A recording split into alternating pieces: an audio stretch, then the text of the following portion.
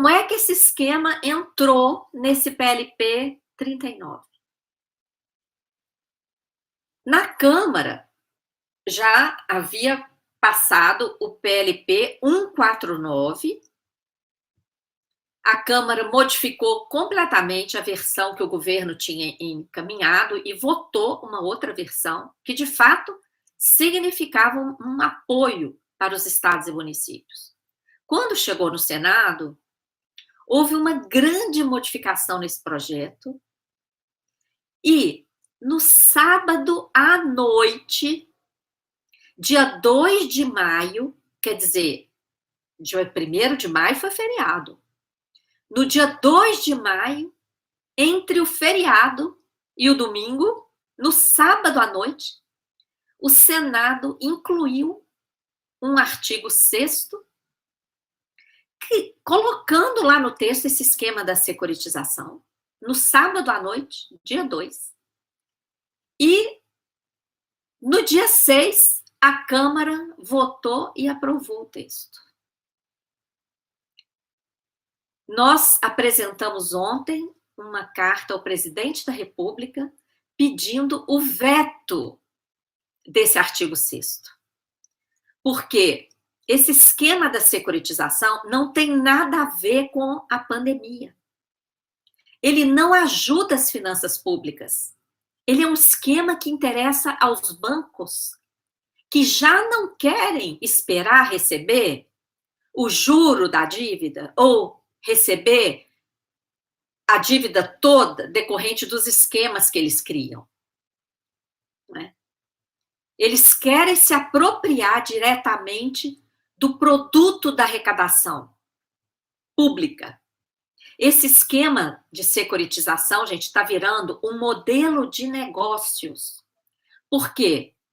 Ele se encaixa perfeitamente nesse tempo que a gente está vivendo do capitalismo financeirizado, o capitalismo da papelada, criada pela banca, que é reciclada em recurso público.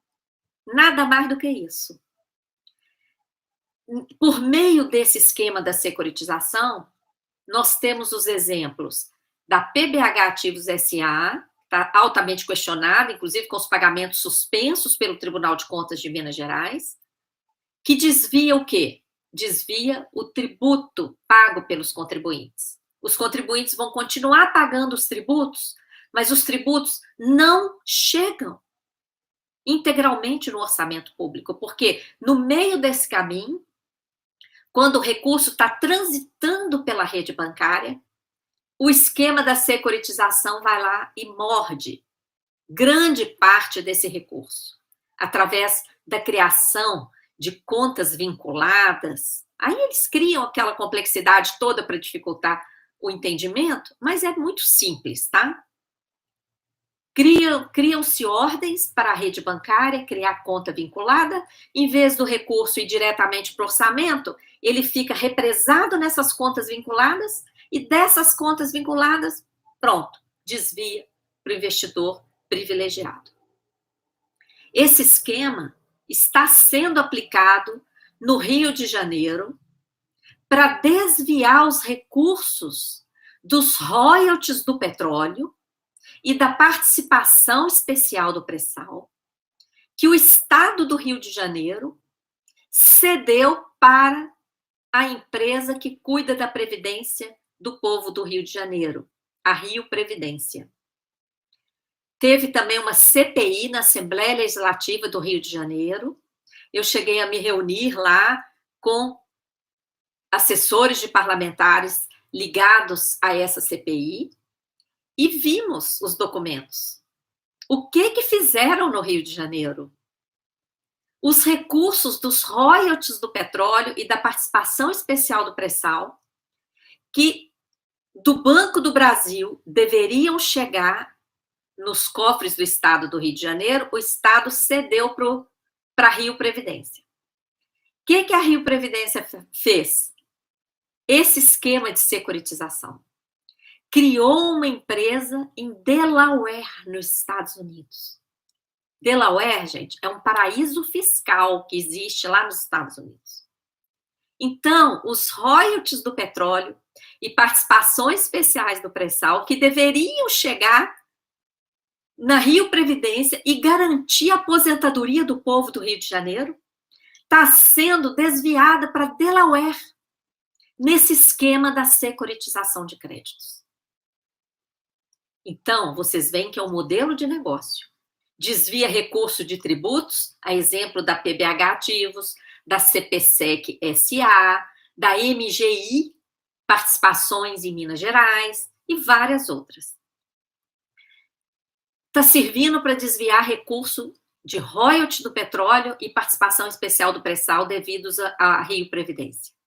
E mais, recentemente, no final do ano passado, o governador Zema criou um esquema desses para desviar as receitas do nióbio devidas ao estado de Minas Gerais.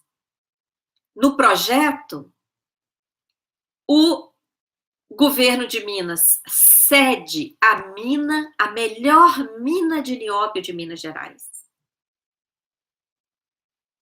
em troca de um adiantamento de 5 bilhões. Gente, 5 bilhões. Essa mina pode valer trilhões, porque justamente agora estão sendo divulgadas pesquisas interessantíssimas para o uso do nióbio. Pesquisas que indicam uso do nióbio para fazer baterias pequenininhas, que são capazes de alimentar veículos com energia limpa, não poluente, baratíssima. Ninguém mais precisaria de gasolina, nem de diesel, nenhum outro combustível. Vocês já imaginaram isso? Justamente no momento que essas pesquisas estão sendo já divulgadas, está disponível, vocês podem pesquisar na internet. O governo quer entregar a mina inteira em troca de 5 bi de adiantamento nesse esquema. Então, como é que vai ser o esquema da securitização no caso do nióbio? Todas as receitas da Codemig, que é a empresa que explora essa melhor mina de nióbio de Minas, a outra, da Codenge, já é explorada pelo Banco Itaú, tá? Essa outra da Codemig, que ainda está nas mãos do Estado, o governo quer entregar. Então, todas as receitas, todo o lucro da Codemig, toda a receita comercial, em vez de chegar nos cofres públicos do Estado, vai ser entregue para o investidor privilegiado, que fez o adiantamento de 5 bi. Tá? E mais, esse investidor vai poder explorar o que quiser dessa mina. Ele pode até esgotar essa mina. Então, deu para entender o que é esse esquema de securitização?